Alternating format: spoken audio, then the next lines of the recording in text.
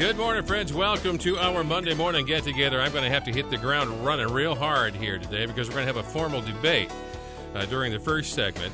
You might have had an opportunity to see the movie Expelled. It has a movie about intelligent design. Part of the movie is devoted to the assertion that without Darwinism, Nazism would be impossible. That notion didn't settle well with Professor Hector Avalos up at ISU, who's a professor of religious studies there. And he'd like to challenge one of the presenters in the Expelled the movie, Richard Weikart, who's written on this subject, From Darwin to Hitler.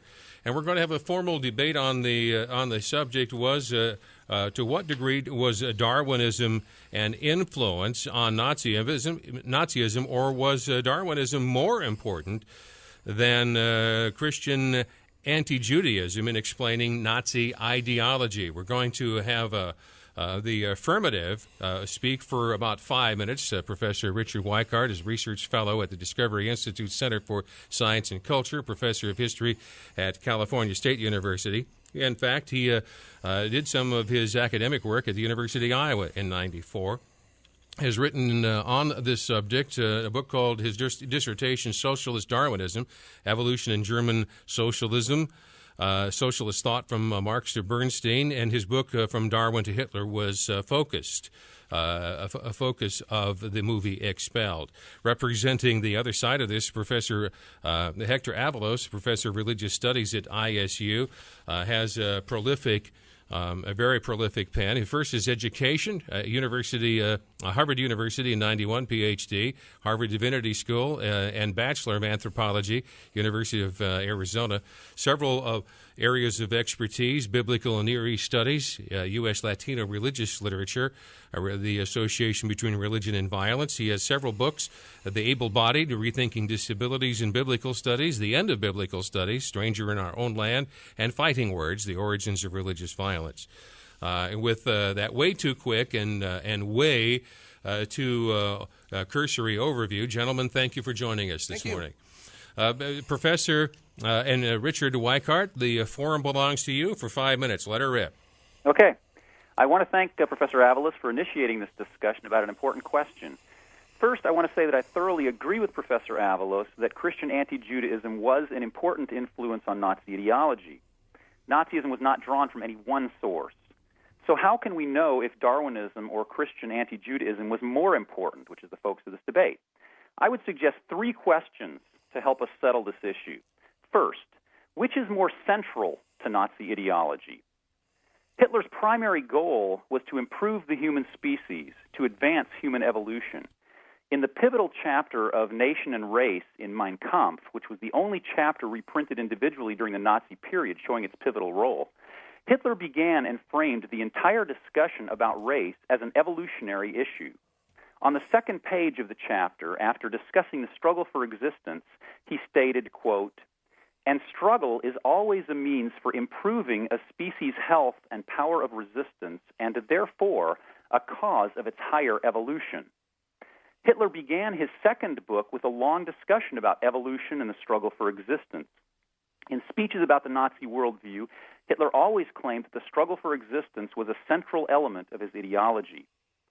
Okay, the second question: which of these two can explain more dimensions of Nazi ideology? Christian anti-Judaism influenced only one dimension of Nazi ideology, and this one only partially, and that's its anti-Semitism. As important as anti-Semitism is in Nazi ideology contained many other points that had nothing to do with anti-Semitism. The following 7 aspects of Nazi ideology were heavily influenced by Darwinism, but not by Christian anti-Judaism. First, Nazi eugenics policies, which were forthrightly based on Darwinist thought.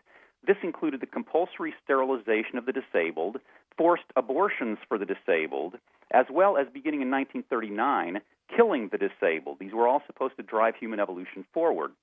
Number 2, the drive for population expansion. Darwin claimed in The Descent of Man that the birth rate should not be limited because a higher birth rate was advantageous for evolution. Hitler often expressed the exact same view. Number 3, the need for living space. The Darwinian biologist turned geographer Friedrich Ratzel had argued that the struggle for existence was essentially a struggle for space. Hitler often expressed the need for living space in overtly Darwinian terms. This drove his militarism and resulted in the beginning of World War II when he took over Poland to try to gain living space. Number 4, racial inequality. Darwin and Hegel both argued that human inequality human inequality on the basis of Darwinian evolution. That is, there's variation within the species and races are unequal. Number 5, anti-Marxism. Ernst Haeckel, the leading German Darwinist, argued that Darwinism disproved Marxism because it disproved human equality.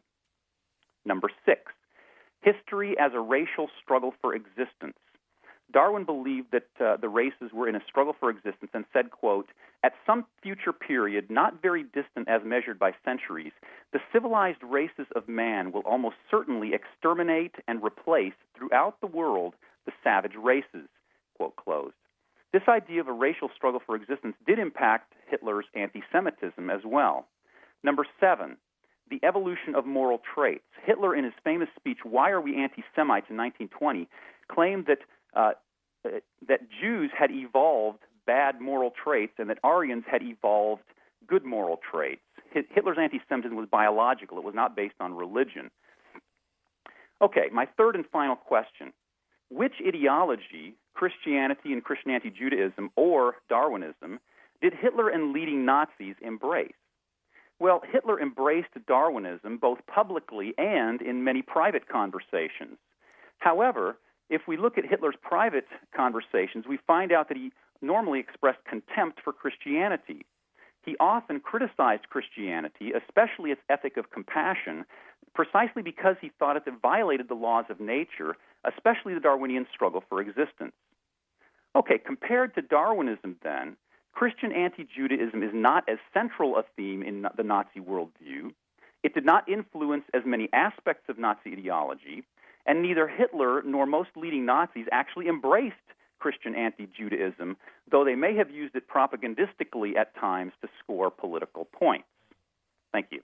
Thank you. That is the voice of our first debater, and his name is Professor Richard Weikart. Now, Professor Avalos, sir. Okay. Well, thank you very much for allowing us to debate, and Dr. Weikart for agreeing to participate. First, let's clarify the debate question to which Dr. Weikart has agreed. The question is Darwinism more important than Christian anti-Judaism in explaining the Nazi Holocaust? So Dr. Weikart cannot rest content with just showing the influence of Darwinism on Nazism. He has agreed to show that Darwinism was more important. Second, it is important to know that on page 9 of his book, From Darwin to Hitler, he has defined Darwinism as the theory of evolution, quote, the theory of evolution through natural selection as advanced by Darwin's In the Origin of Species, unquote. That book was published in 1859. Notice he's now quoting other books that he did not include in that definition, but I'll allow him to move the goalpost if he wishes. Now, the reason I think he's wrong is this. Christians had been persecuting, killing, and exiling Jews for about 1900 years prior to the establishment of the Nazi regime in 1933, and they did it without Darwinism. One example is provided by Martin Luther, the father of Protestantism in 1543. He published a very infamous tract called On the Jews and Their Lies, in which he outlined a 7-point plan against the Jews. So let me briefly read his 7 points. These are his own words in the standard translation of Luther's works in English. So let me start with the 7 points. Quote, first, to set fire to their synagogues or schools and to bury and cover with dirt whatever will not burn, so that no man will ever again see a stone or cinder of them. This is to be done in honor of our Lord and Christendom, so that God might see that we are Christians and do not condone or knowingly tolerate such public lying, cursing, blaspheming of his sons or of his Christians. Second, I advise that their houses also be razed and destroyed. Third, I advise that all their prayer books and Talmudic writings in which such idolatry, lies, cursing, and blasphemy are taught be taken from them. Fifth, I advise that safe conduct on the highways be abolished completely for the Jews. Sixth, I advise that usury be prohibited to them, and that all cash and treasures of silver and gold be taken from them for safekeeping. Seventh, I recommend putting a flail, an axe, a hoe, a distaff, or a spindle into the hands of young, strong Jews and Jewesses, and letting them earn their bread in the sweat of their brow, as was imposed on the children of Adam. Unquote. Note now, every single element, from killing disobedient Jews to consigning Jews to hard labor, as in Nazi labor camps, is paralleled by the Nazi plan. That is why even Franklin Sherman, the Lutheran editor of Luther's work, not an atheist, was moved to make this statement in that very volume. Quote, "It is impossible to publish Luther's treatise today, however, without noting how similar his proposals were to the actions of the Nationalist Socialist regime in the 1930s and 40s. Now, given such a history of Christian anti-Judaism, could you, Dr. Weikart, answer these three questions for the audience? Number one, how do you explain the fact that Luther had a plan similar to the Nazis in 1543 and without the benefit of Darwinism? Two, why didn't you mention in your book, From Darwin to Hitler, the fact that Luther had a plan similar to the Nazis hundreds of years before Darwin? And third, could you give us a passage from On the Origin of Species, which you said was how you define Darwinism, that outlines anything similar to Luther's 7-point plan for the Jews? And so I await those responses, Dr. Weikart. We will take a brief time out at this point. Dr. Richard Weikart, it is your turn. Okay, first of all, Professor Avalos claimed that I moved the goalpost because he quotes my definition of Darwinism on page 9 of my book. Apparently he forgot to read the rest of my book, because in the rest of my book I show very clearly how the ideas of evolution through natural selection did impact historically many other kinds of ideas. And I listed 7 of those key ideas that influenced Nazi ideology, and the Nazis did use the idea of evolution by natural selection when they justified those particular ideas. So I did not move the goalposts. I'm just showing historically how influence worked. I want to approach the thing then that Professor Avalos posed me some questions. It seems rather bizarre to me that Professor Avalos claims that Luther's 7 points about anti-Semitism, which he read for us, are the same as Hitler's ideology, or even the same as Hitler's anti-Semitism. To give one example, Avalos plays up the idea that Luther advocated killing Jews. However, while I don't defend Luther for his religious persecution, let's be precise about this. Luther advocated killing only Jewish rabbis who continued illegally teaching Judaism. I admit that Luther's position is horrendous, but does Professor Avalos really think that this is the same as Hitler's vision of killing all Jews, men, women, and children, irrespective of their behavior? Is he trying to say that Christian anti-Judaism in the past, that did result in many atrocities, admittedly, is the same as killing of 6 million, and Hitler would have killed more if he'd had time? Luther, to just give a key example of how those 7 points were hugely different than Nazi ideology, Luther wanted to convert Jews to Lutheranism, while Hitler opposed converting Jews to Christianity, because Hitler thought that this would introduce their supposedly inferior racial traits into the German gene pool. Most scholars note that there was a huge shift in anti-Semitic ideology in the late 19th century that Professor Avalos doesn't acknowledge. Anti-Semitism was secularized then, resulting in a stress on racial anti-Semitism rather than religious persecution. Many leading anti-Semites, including those who influenced Hitler and the early Nazi movement, such as Theodor Fritsch, Willibald Henschel, Julius Friedrich Lehmann, embraced this racial anti-Semitism. And I should note that all of those were staunch Darwinists, too, in their interpretation of racism and racial anti-Semitism. Hitler, in his first anti-Semitic writing in 1919, explicitly argued that anti-Semitism was not based on religion, but on race. He upheld this position throughout his career. There were many aspects of Hitler's anti-Semitism that had nothing to do with anti-Judaism, but are closely connected to Darwinist ideas. The idea of biological racism rather than religious discrimination, the idea of the racial struggle for existence between Jews and Aryans. He very often couches anti-Semitism's idea of this racial struggle for existence, and the problem of racial mixture, which didn't have anything to do with Luther's points. He thought it harmed human evolution. So in these ways and many others, many aspects of Hitler's anti-Semitism had nothing to do with anti-Judaism. Professor Avalos. Well, I think that all I have to do is read his definition of Darwinism, and you can see for yourself whether he moved the goalpost. He said on page 9, "When I use the term Darwinism in this study, I mean the theory of evolution through natural selection as advanced by Darwin in The Origin of Species." So maybe he just should have redefined what he wanted to talk about, but he also criticized other scholars for redefining their definitions. But let me get back to this Luther thing. Dr. Weikart insists that they're very different, Luther's plan from Hitler's plan. But in fact, what I just quoted was a Lutheran scholar's own assessment, and he says that they're very similar. So Dr. Weikart is in disagreement with even Luther scholars. But let me give you a couple more similarities. Kristallnacht, the horrendous destruction of Jewish synagogues and other Jewish-owned businesses in 1938, is paralleled that's the first point of Luther's plan. You destroy their synagogues. And when did Kristallnacht take place? Well, it took place on Luther's birthday. Now, that may be a sheer coincidence, but some people don't think there is a coincidence there. Second, if you read Mein Kampf, you will find that on page 213 of the Mannheim English edition, Hitler says this, quote, "Besides Frederick the Great, stand Martin Luther, as well as Richard Wagner." Now, Dr. Weikart, tell me, where in Mein Kampf does Hitler ever quote Darwin for any of his rationales and policies? Go ahead, Professor. Okay, concerning, I'll take the last question first about does Hitler ever quote Darwin? Hitler, as far as I know, never used the word Darwin, and certainly not in Mein Kampf he didn't. However, he does use the word evolution quite frequently.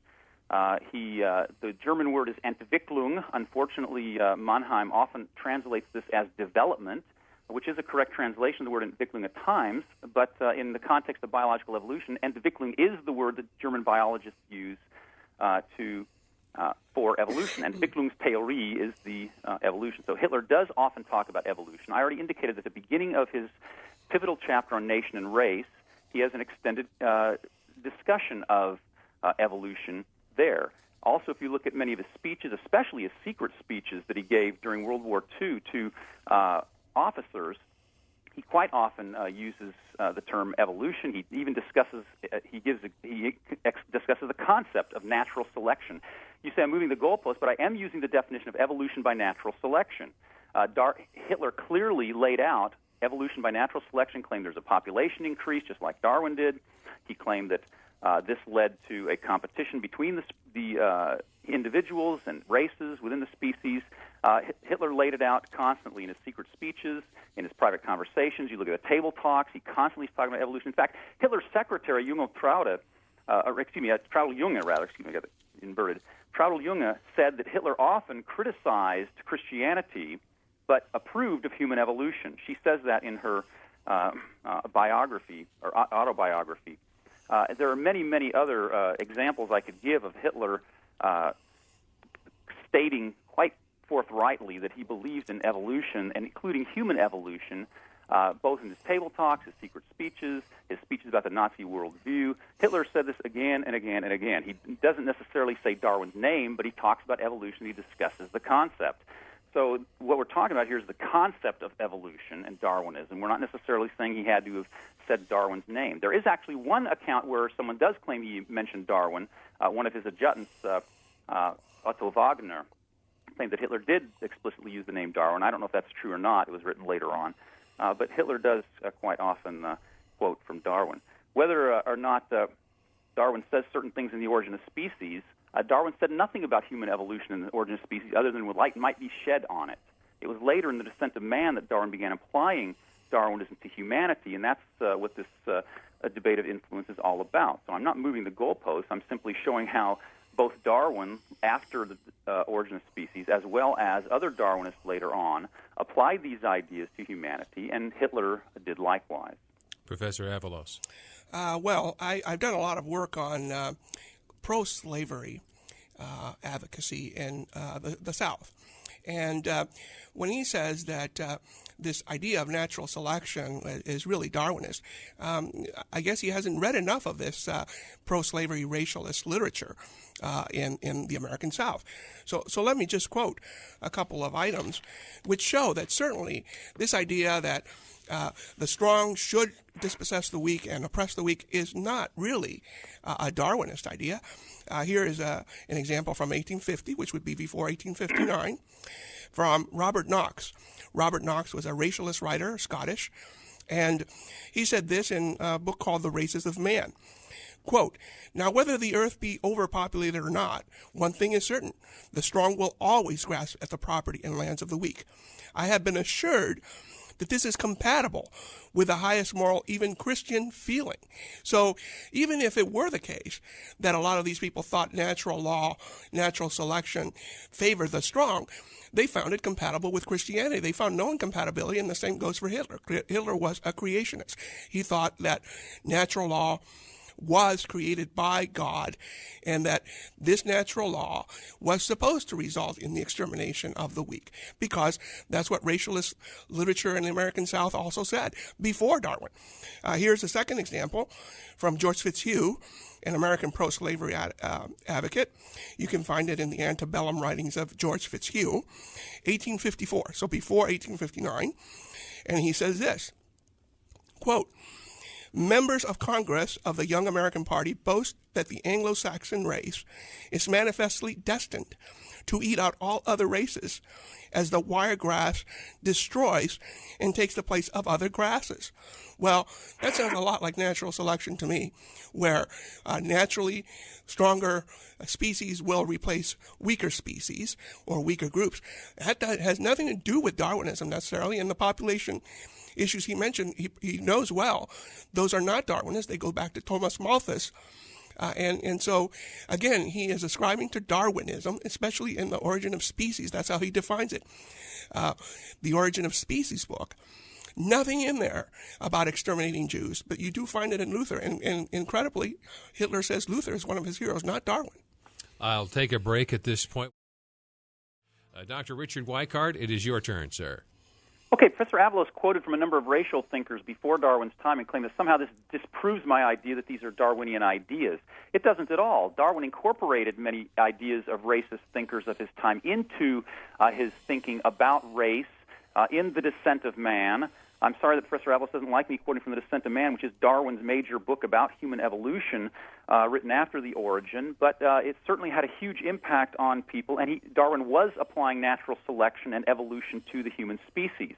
And he does, and I quoted earlier from that piece, a part that said, quote, "At some future period, not very distant as measured by centuries, the civilized races of man will almost certainly exterminate and replace throughout the world the savage races."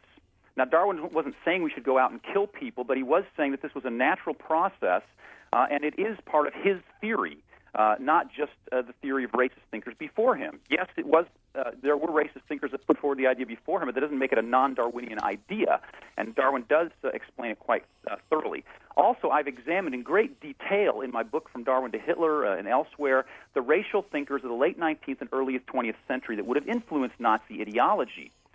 People like Ludwig Voltmann, Ludwig Schemann, who was the leader of the Gobineau Society, Theodor Fritsch, and I could give dozens of other names of leading racial thinkers in Germany who very overtly drew upon Darwinism, claimed to be synthesizing Darwinism into their racial thinking, who used the idea of natural selection and overpopulation, population pressure, and Professor Avalos even mentioned Malthus a little bit ago. I'm not sure if he realizes this, but Darwin very overtly said that Malthus was where he got his idea for natural selection. So to say that something is an idea from Malthus does not mean it's non-Darwinian. In fact, it means it is Darwinian. And Darwin was drawing upon Malthus. So just to say that it's a Malthusian idea does not mean it's not a Darwinian idea as well. Professor Avalos has never yet talked about any of the racial thinkers of the period that Hitler could have been reading and that many of his contemporaries were reading to try to show that they were not influenced by Darwinism, which they were. To be sure, there was still influence of Christian anti-Judaism. I already conceded this at the very start. Christian anti-Judaism was an influence on Nazi ideology. I've never denied such a thing, but he doesn't seem aware that Darwinism was a huge influence on anti-Semitism and racial thought. And he also has never addressed any of the other issues that I raised about Nazi eugenics policies, about the living space idea, and many other key aspects of Nazi ideology that had a lot to do with Darwinism but had absolutely nothing to do with Christian anti-Judaism. I'll get to the issue of Hitler being a creationist in one of my later responses, I hope, which is also a very fanciful claim. Hitler was not a creationist, and I can prove that. Professor Avalos. Well, Dr. Weikart, I don't mind you using the descent of man. I just don't know why you define your study as confined to the origin of species. You should have just said, I define Darwinism as whatever occurs in his work. If an idea occurs before Darwin, then it does show that it's not necessary to just attribute it to Darwin. It existed before, so the Nazis could have used those ideas without Darwinism. All of the ideas you are mentioning have been found in racialist literature before Darwin. They don't need Darwin for their ideas. But the quote you mentioned about the extinction of the races by Darwin is one of the most often misrepresented quotes, and Dr. Weikart has repeated it very often in blog posts. But this is like arguing that Al Gore must be against or must be for the extinction of penguins because he's reporting that penguins might be extinguished if the global warming crisis continues. Al Gore is not endorsing the extinction of penguins any more than Darwin was endorsing the extinction of the races. In fact, he was lamenting the fact that other writers, and this is a quote from The Descent of Man, page 543 of my edition, quote, "But there is no lament in any writer of that period over the perishing barbarians," unquote. So he's reporting what's been happening to barbarians. He's not endorsing. He, in fact, is lamenting a completely different view than you get here. But let me go back just briefly to the idea of inequality that he mentions. He says that evolution requires variation, and Darwin and other Darwinists believe in human inequality. Well, that's fine. But you have to know that that's also a very Christian tradition, at least if in regard to the Jews. Here is an edict by Pope Paul IV, and that edict started the segregation of Jews into ghettos.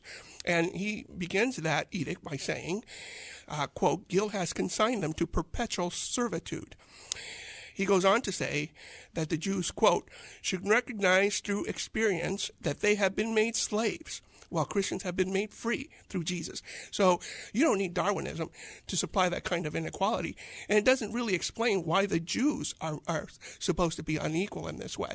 Darwin never mentioned the inequality of Jews, but Christian writers, popes, Luther, all did. We will take a break at this time. Dr. Weikart, you get the first 3 minutes for closing, and you'll be followed by Professor Avalos. Dr. Weikart. Okay. I maintain that I have demonstrated that Darwinism is more central to Nazi ideology by addressing the questions that I addressed at first. It was more central to Nazi ideology. It explains more dimensions of Nazi ideology. Professor Avalos did not even address most of those aspects of Nazi ideology that I raised, such as Nazi eugenics policies, which resulted in killing of about 200,000 disabled people, the drive for population expansion, which Darwin himself espoused in The Descent of Man, and that Hitler also embraced, the need for living space, which was one of the key factors beginning World War II. This was not just a minor factor. I mean, this was a huge factor, and it was based upon Darwinian concepts of the struggle for existence and the need for more resources for the expanding population that was engaging in a struggle for existence with the different races. And it specifically pushed him toward what he considered inferior races toward the East. The idea of racial inequality, which Darwin and Hegel both believed was based upon human variation on the basis of their Darwinist ideas. The idea of anti-Marxism, which Ernst Haeckel, the leading German Darwinist, and others believed Darwinism disproved it because it disproved human equality. History is a racial struggle for existence. This is the only one that Professor Avalos actually really addressed at all. And finally, the evolution of moral traits, that the Jews had evolved immoral biological characteristics, whereas the Aryans had evolved good moral characteristics, which is why he wanted to exterminate them.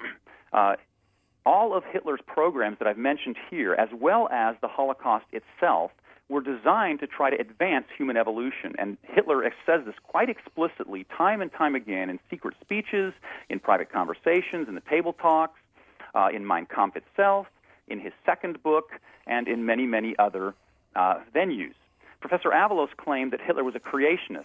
I'm going to give lots of evidence in my forthcoming book. I'm writing a book right now on Hitler's ideology, which is going to disprove this. Let me just give one example of that. That's all I have time for. In an extended conversation about evolution on October 24th, 1941, Hitler lambasted Christianity, claiming that evolutionary science showed the poverty of the Church's dogmas. He then stated, quote, "There have been humans at the rank at least of a baboon, in any case, for 300,000 years at least." Even though Hitler did believe in some kind of God that created natural laws, one of the natural laws Hitler thought that the God had created was the struggle for existence and evolutionary processes that could explain the racial struggle for existence and thus lead to Nazi atrocities. Thank you. Thank you indeed, Professor Richard Weikart from Discovery Institute. Professor Avalos from ISU. Well, Dr. Weikart, thank you for making my point. You just said that Hitler believed God had created natural law. That makes him a creationist by definition, so thank you very much for that point. But let me say this. Dr. Weikart agreed to show that Darwinism was more important than Christian anti-Judaism. He did not do that.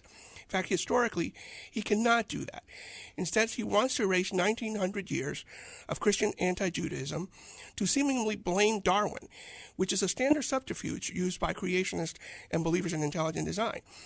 They want to convince the public that believing in a creator would avoid the human catastrophe supposedly brought by belief in evolution. But now Dr. Weikart just told us that Hitler believed God had created these natural laws. So creationism doesn't avoid those problems. Belief in a creator actually creates more moral chaos, because now moral beliefs are really dependent on unverifiable beliefs about what God wants. There never has and can never be agreement on who is rightly representing God's moral directives. Strategically, I think his argument also makes no sense. In order for Nazi leadership to convince millions of Germans that their mission was justified, they would have to use something that already would predispose people to persecute Jews. In this case, the anti-Judaism found in German history and in the Bible form a much more convenient source than Darwin, which most Germans had probably never read. Even Dr. Weikart tells us that Darwin is never quoted by Hitler, but Hitler does refer to Luther. In short, coming back to the movie Expel, which is what the problem is that started this debate, it's really a movie that tries to use bad history to make emotional arguments against evolution, because they know they lost their case in the scientific community. The only thing that remains for intelligent designers is to use a propaganda film and political pressure to make up for their utter lack of credibility in the scientific community. Thank you very much. Thank you, Professor Avalos, and thank you, Dr. Weikart, for your participation and your spirited debate here, gentlemen.